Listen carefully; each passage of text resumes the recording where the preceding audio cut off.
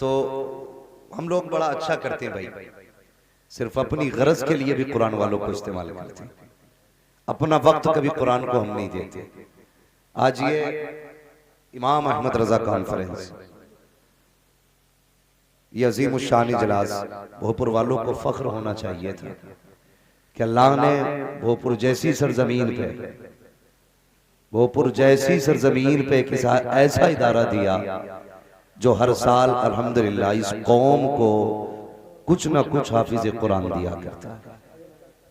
बड़ी बात है ये।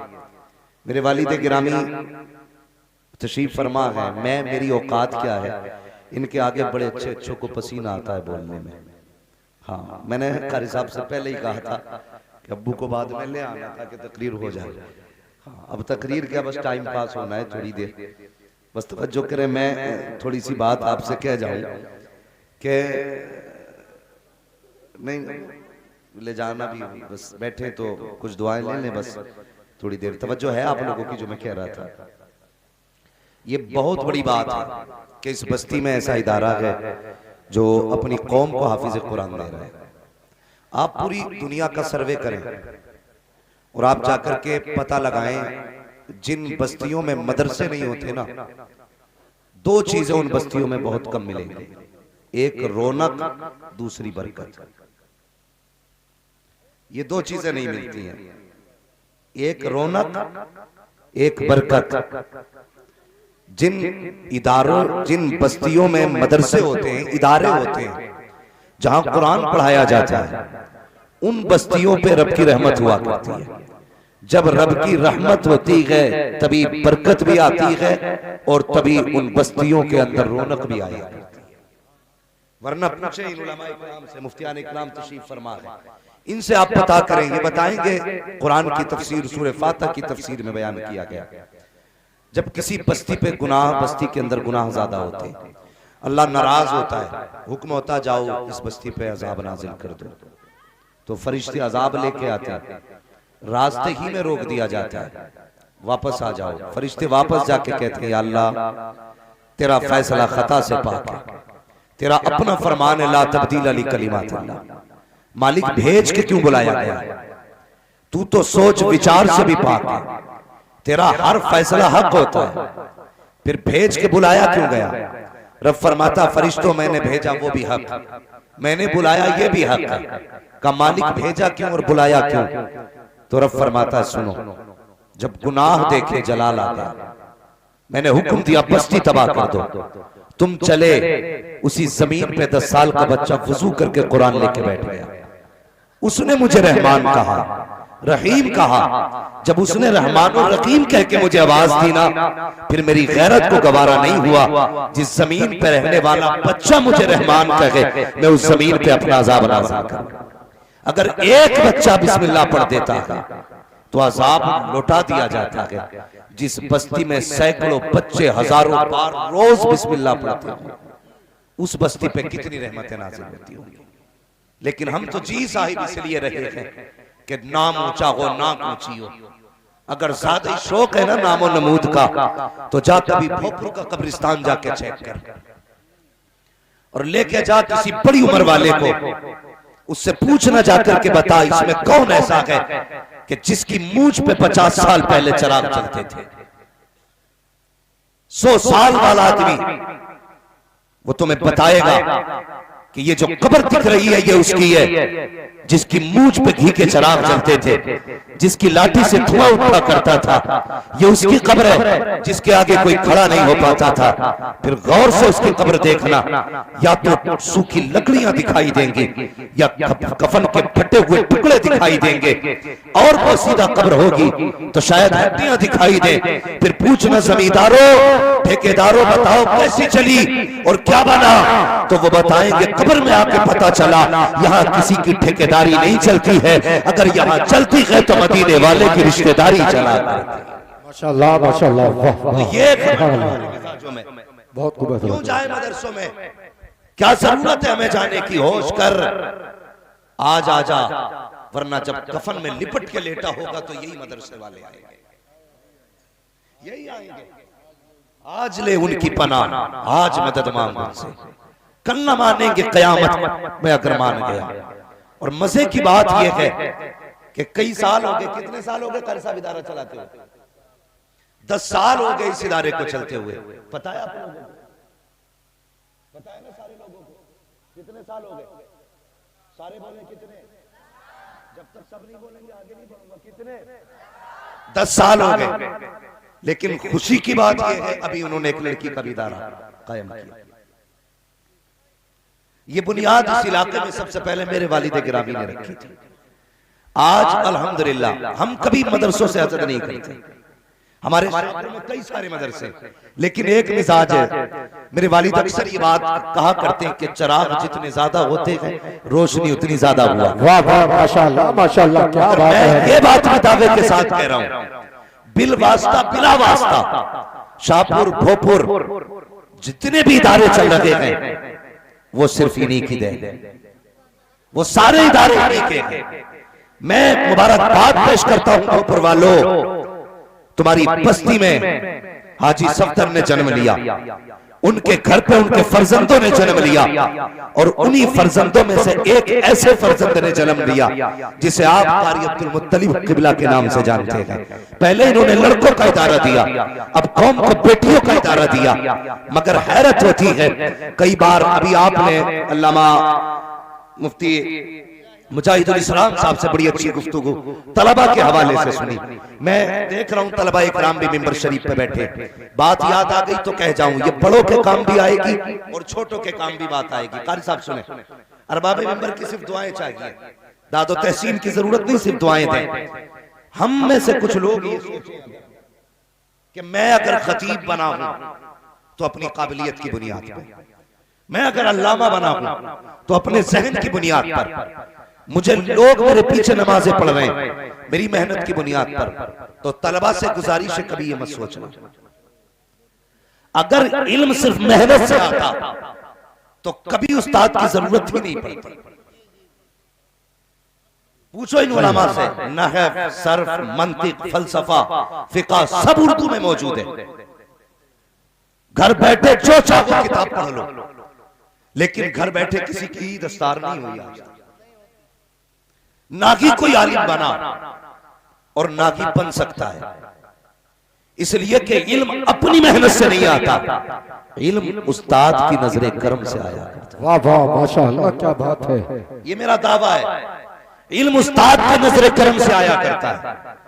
मेहनत से इल्म आता तो कोई भी आलिम बन जाता, उस्ताद की नजरे करम से इल्म आया करता है। आज हालत यह है, कारी अब्दुल मुत्तलिब साहब किसी बच्चे से कहते यार जा दुकान का सौदा ला दे, अब्बा कहता मैंने बेटा पढ़ने भेजा था, नौकरी करने नहीं भेजा था, मैंने बेटा इल्म सीखने भेजा था, तुम्हारे खेत का काम करने नहीं भेजा था। आओ तुम्हें बताऊं, जो ये सोचते हैं कि सिर्फ किताबों से इल्म आता है, बेवकूफ है वो, ना वाकिफ है वो लोग इस हकीकत से कि इल्म कभी किताबों से नहीं आता, इल्म उस्ताद की खिदमत और उसकी दुआओं से आया करता है। आप तारीख पढ़िए, तारीख पढ़िए, मैं आपको बताने लगा हूं। अल्लाह अकबर, तफसीर नईमी मुफ्ती अहमद यार खान रहमतुल्लाह तआला अलैहि ने लिखी है। आपके हवाले से एक वाक़या, कौन है मुफ्ती अहमद यार खान नईमी? ये वो है जब इन्होंने इरादा किया तफसीर लिखने का, तो इनकी ख्वाहिश ये थी कि मैं तफसीर का आगाज तब करूंगा जब खुदा मुझे हुजूर के मदीने लेकर के जाए। हाय क्या बात है माशाल्लाह, ये ख्वाहिश थी इनकी कि मैं तफसीर की पहली लाइन हुजूर के रोजे के आगे बैठ के लिखूंगा। और इसी नियत से उम्रे के लिए तशरीफ लेकर के गए। तो मदीना शरीफ की गलियों में घूम रहे थे, बाजार में ख्याल आया जब तफसीर का पहला फर्क या पहली लाइन लिखनी है तो वो कलम से लिखनी है। वो कलम है नहीं मेरे पास, कलम खरीदने के इरादे से मार्केट गए। एक कलम बहुत पसंद आई, बहुत खूबसूरत कलम था। आपने दुकानदार से पूछा ये कलम कितने का है? उसने जब कीमत बताई तो बहुत ज्यादा थी। हजरत के पास पैसे नहीं थे, वापस आए, पूरी रात हुजूर के रोजे के आगे बैठे रहे, इबादत में मसरूफ, दुआएं दुरूद में मसरूफ। जब फजर का वक्त होने लगा, अचानक कोई आया। आने के बाद हजरत के कंधे पे हाथ रखा और रखने के बाद कहा, लीजिए ये कलम आपके लिए है, ये कलम आपके लिए है। कहा ये कलम किसने दिया है? कहा आपको ये कलम पसंद आया था। कहा जी पसंद तो आया था, लेकिन कीमत मेरे पास नहीं थी, इसलिए छोड़ के आ गया था। अल्लाह अकबर। आने वाले की आंख में आंसू आए। उसने कहा एक समाना हो गया, मदीना शरीफ में दुकान रखे हुए, आंखें तरसती रखी, कोई तो दिन होगा जिस दिन हुजूर के चेहरे की जियारत करूंगा, कोई तो साथ आएगी जब मुस्तफा जाने रहमत का चेहरा देखूंगा। उसने कहा एक समाना बीत गया, आका का दीदार नहीं हुआ, लेकिन आने वाले तेरा शुक्रिया है, तेरी वजह से मुझे मुस्तफा की जियारत हो गई है। कहा कहना क्या चाहते हो? कहा जब तुम मेरी दुकान से पलट करके आए, मैं जब सोया हूँ, ख्वाब में मुस्तफा तशरीफ लाए हैं और बात सुन, तेरी दुकान का जो पैन है वो मेरी तरफ से लेकर के जा और जा करके अहमद यार खानगी को दे दे और उससे कह देना तफसीर लिखना शुरू कर दे, कलम तोहफे के तौर पे तुझे मुस्तफा ने दे दी।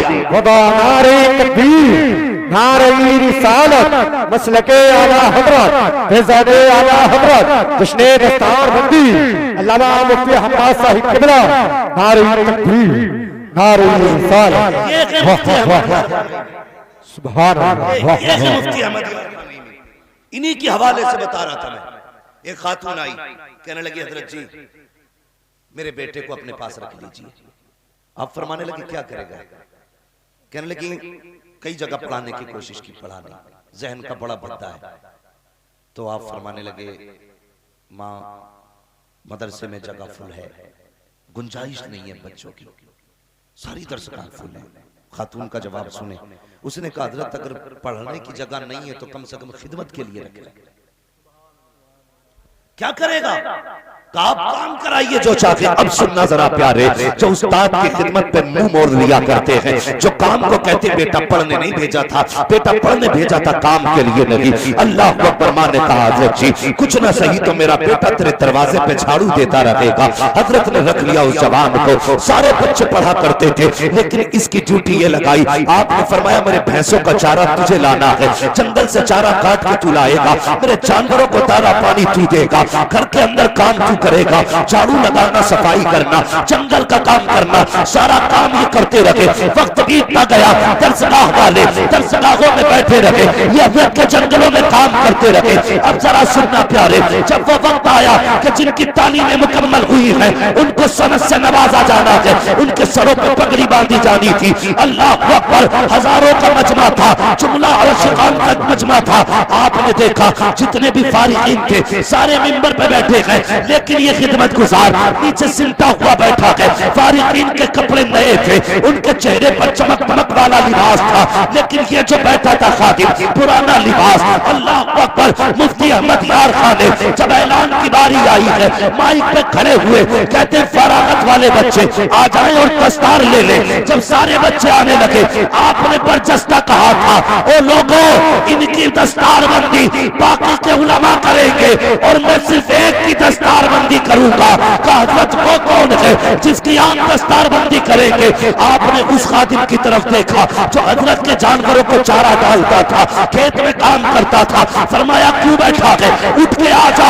उसकी आंख में आंसू आ गए, कहने लगा हुजूर मैं कभी दरसगाह में नहीं बैठा, कभी मैंने एक हर्फ नहीं पढ़ा है, किस चीज की सनद दी जाएगी, क्या किया जाएगा? फरमाया आजा यार, जितनी वफा तूने निभाई है इतनी वफा तो किसी ने नहीं दिखाई है। अल्लाह अकबर। मुफ्ती अहमद यार खानगी ने सारे फारिगीन के सर पर और दूसरे उलमा से पगड़ियां बंधवाई, लेकिन उसको बुलाने के बाद आपने खड़ा किया है, वो भी रो रहा है, हजरत भी रो रहे हैं, एक एक पल देते जा रहे हैं, आंसुओं की बारिश होती जा रही है, रोते जा रहे हैं, दस्तार बंदी करते जा रहे हैं। जब पगड़ी मुकम्मल हो गई, मत्था चूम के कहा था यार एक वादा कर ले। का कौन सा वादा? मुझे छोड़ के जाएगा तो नहीं? ये जितने फारिग हो रहे हैं इनमें से शायद कोई पलट के ना आए, मैंने तेरी दस्तार बांधी है, कहीं तू मुझे छोड़ के तो नहीं जाएगा।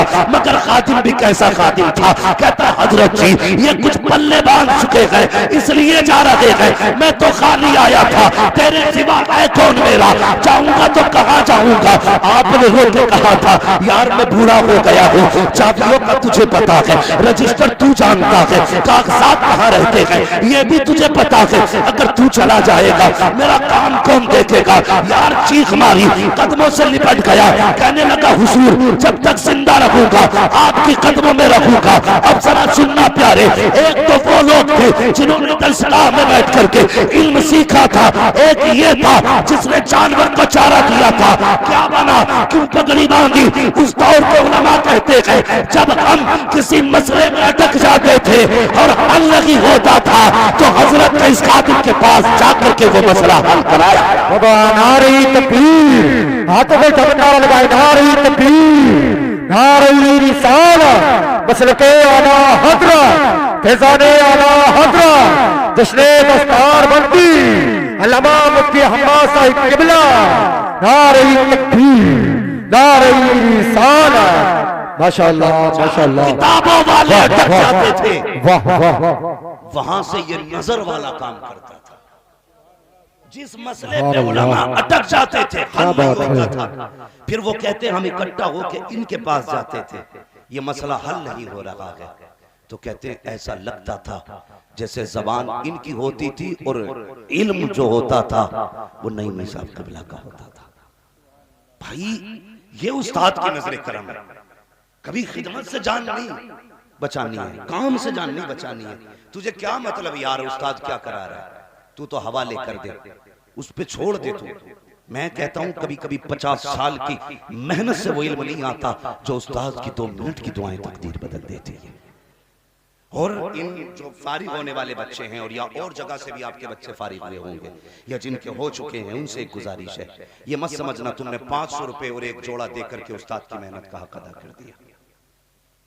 ये मत सोचना कि तुमने 500 रुपए देकर के जो उस्ताद ने आपके बेटे को हाफिज बनाया है उसका हक अदा हो गया।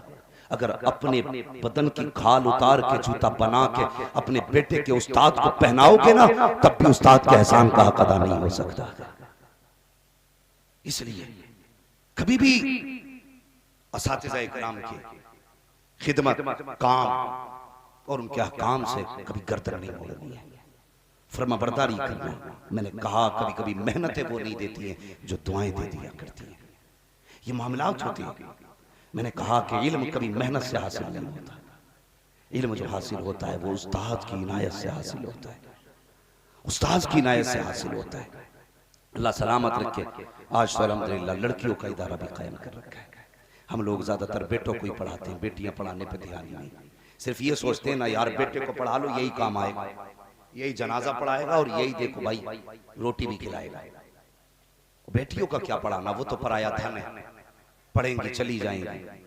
सुन ये बात जरूरी कि बेटियां पराए घर जाती हैं, याद रखना। जो तुम पढ़ाते हो ना उन्हें, जो तुम पढ़ाते हो इसका मतलब ये नहीं कि तुम उनसे सिला लो, अपनी मेहनत का सिला अपने रब से लेना है, अपनी रब से रहमत का मेहनत का सिला लेना है। बेटियों को पढ़ाइए आप, ये सोच के मत छोड़िए कि पराया धन है, क्या फायदा करेगी, पढ़ जाएगी, पढ़ाने की उम्र होगी चली जाएगी, हमें क्या मिला। बेटे पढ़ाएंगे तनख्वाह भी मिलेगी, पैसा भी मिलेगा। नहीं, बेटे अगर दुनिया का सहारा होती है तो बेटियां आखिरत का सहारा होती है। इसलिए मेरी गुजारिश है बेटियों को भी पढ़ाओ, तालीम आम करो। आज जो दुनिया रो रही है ना, हालात खराब है, हालात खराब है, याद रखिए ये उस वक्त तक खराब रहेंगे जब तक बेटियां दुरुस्त नहीं होंगी, जब तक बेटियां दुरुस्त नहीं होंगी। मौलवी पर्दे की बात करे तो कहते रहे इसकी तो पुरानी सोच है। पर्दा तो दिल का होता है, हमने देखा उनकी सबसे पहले भागी जिनके घर में दिल का पर्दा था। ना करो ऐसा, दीन दो, शरीयत सिखाओ। बेटियों को हम समझाएं कि पर्दा करिए तो अपनी बीवी को जाके डांट रहा है सबसे पहले। तो ये पता पर्दा करिए, मौलवी आया था पर्दा करिए, बीवी पे पहाड़ ढा देगा, बेटी से कुछ नहीं कहेगा। जब तक बेटियों को ये तालीम नहीं दी जाएगी उस वक्त तक किसी घर के हालात बेहतर नहीं होंगे। सिर्फ बेटियों को संवारना शुरू कर दो, बहुएं खुद ब खुद बेहतर हो जाएंगी। इसलिए कि पहले ये बेटी होती है फिर बहू बनती है, पहले बेटी होती है फिर किसी के घर की इज्जत बनती है। अगर मैं अपनी बेटी को सही तालीम दूंगा तो फिर किसी को परेशान होने की जरूरत नहीं है। जहां मेरी बेटी जाएगी वो घर खुद ब खुद जन्नत बन जाएगा। इसलिए बेटियों को दीन सिखाओ। लेकिन हमारी कौम में मुसीबत आई हुई है, इतना बड़ा मुंह फैला के कह रहा 10 लाख दूंगा। और लड़कियों के रिश्ते जब होते हैं तो पूछा क्या पढ़ा लड़की ने, तो एक सीधा दीनदार आदमी कहता मैंने बेटी को कुरान पढ़ाया। वो फख्र से कहता कुरान पढ़ाया मैंने बेटी को। तो गधा क्या कहता बस कुरान पढ़ी है, क्यों बीए भी होता। अच्छा, ये ख्यालात जब तक 8-10 डिग्री न देख लें, हम घर के लिए बहू का इंतखाब ही नहीं करते हैं। भाई सबसे बड़ी डिग्री जिसके पास कुरान की डिग्री है उसके पास सबसे बड़ी डिग्री। तो ये मत देख दिया क्या है, क्या लाया क्या, ये देख दीनदारी है क्या। जिसने दीनदारी देखी अल्लाह उसके घर को दुनिया में जन्नत बना देता। घर में दुनिया में जन्नत बन जाएगी उसकी। लेकिन हम भूखे, नंबर 1 पैसे के, नंबर 2 शोहरत के। ऐसी जगह ससुराल बनानी है ना। हाँ मैं बता, जो बिगाड़ हो रहा है वो ससुराल बना ली कि तोप घराने में ससुराल बनानी है ताकि धूम मचे करे फला का दामाद आ रहा। क्यों, अगर बड़े का दामाद हो जाएगा तो तेरे पैर रखने से जमीन पर धमक पैदा हो जाएगी। हाँ, और फिर जो ससुराल वालों ने लट फेरा तो न दीन कराया न दुनिया। तो इतनी बड़ी ससुराल ढूंढे आवे बराबर की देख जिसे झेल सके। हाँ, वरना तोप का मुंह तो किधर भी हो सकता है, लड़ने वाले की तरफ भी और मारने वाले की तरफ भी।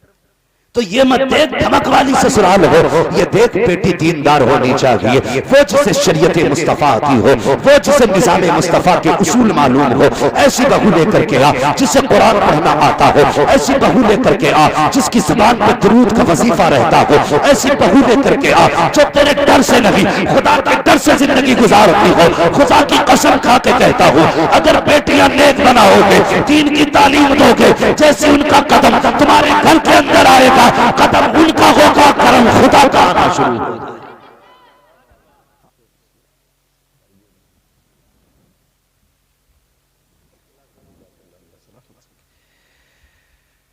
मिंबर शरीफ पर रौनक अफरोज बावकार मुअज़्ज़म मुकर्रम मुहतशम लाइक इज़्ज़त करीम उलमाए सुन्नत बिलखुसूस उस्ताज़ुल असातिज़ा शेखुल कुर्रा मेरे वालिद गिरामी हज़रत अल्लामा मौलाना क़ारी हामिद अली साहिब क़िबला दामज़िल्लहुल आली महफ़िल पाक में तशरीफ़ फरमा मोहतरम बुजुर्गों, नौजवान साथी, अज़ीज़ बच्चों, अस्सलामु अलैकुम व रहमतुल्लाहि व बरकातुहू। नहमदुहु व नुसल्ली व नुसल्लिमु अला रसूलिहिल करीम, अम्मा बअद, फ़अऊज़ु बिल्लाहि मिनश शैतानिर रजीम, बिस्मिल्लाहिर रहमानिर रहीम, क़ुल हल यस्तविल लज़ीना यअलमून वल लज़ीना ला यअलमून, आमन्तु बिल्लाहि सदक़ल्लाहु मौलानल अज़ीम व सदक़ रसूलुहुन नबियुल उम्मियुल मुतीउल मुबीनुल मुईनुल करीम व नहनु अला ज़ालिका लमिनश शाहिदीन व शाकिरीन वल्हम्दुलिल्लाहि रब्बिल आलमीन। या खुदा बहरे जनाबे मुस्तफ़ा इमदाद कुन, या रसूल अल्लाह अज़ बहरे खुदा इमदाद कुन, या शहीद करबला, या दाफ़िए करबो बला, गुल ख़ा शहज़ादे गुलगुम क़बा इमदाद कुन, गौसे आज़म बने बेसरो सामा मददे क़िबले दी मददे काबे ईमा मददे बगिरदाबे बला उफ्ताद कश्ती मदद कुन मदद कुन मदद कुन, या मुईनुद्दीन चिश्ती क़ादरी यमुना रे, या गौसे आज़म भी ज़नम तमज़ शेख अहमद रज़ा ख़ां कुतुब आलम भी ज़नम बलगल उला बिकमालिही कशफ़त दुजा बिजमालिही हसनत जमीउ ख़िसालिही सल्लु अलैहि व आलिही। करूं तेरे नाम पे जां फिदा, न बस एक जां तो जहां फिदा, दो जहां से भी नहीं जी भरा, करूं क्या करोड़ों जहां नहीं। जिसको अपने नबी से जितनी मोहब्बत हो कोशिश करें उतनी ही आवाज के साथ रसूल और आले रसूल की बारगाह में दुरूद सलाम की डालियां निछावर कर लें।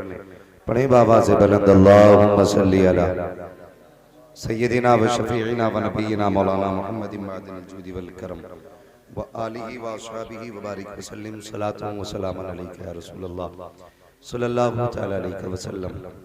मिंबर शरीफ पर आप देख रहे हैं उलमाए अहले सुन्नत का नूरानी काफिला और हमारे दूर दराज से आए हुए मेहमान निज़ाम तशरीफ़ फरमा हैं।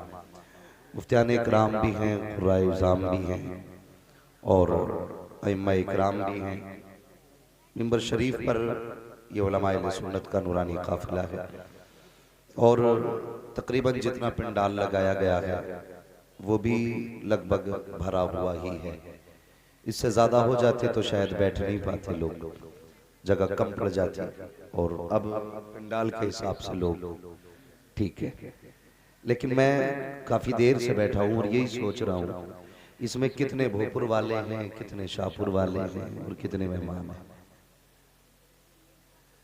मैं जहाँ तक जानता हूँ और समझता हूँ अगर इनके मदरसे की वो डायरी उठाई जाए जिसमें कुरान खानियाँ लिखी गई हैं तो तकरीबन इस पूरे मजमे से उनके नाम ज्यादा निकल आएंगे जिन्होंने कुरान खानियाँ कराई होंगी।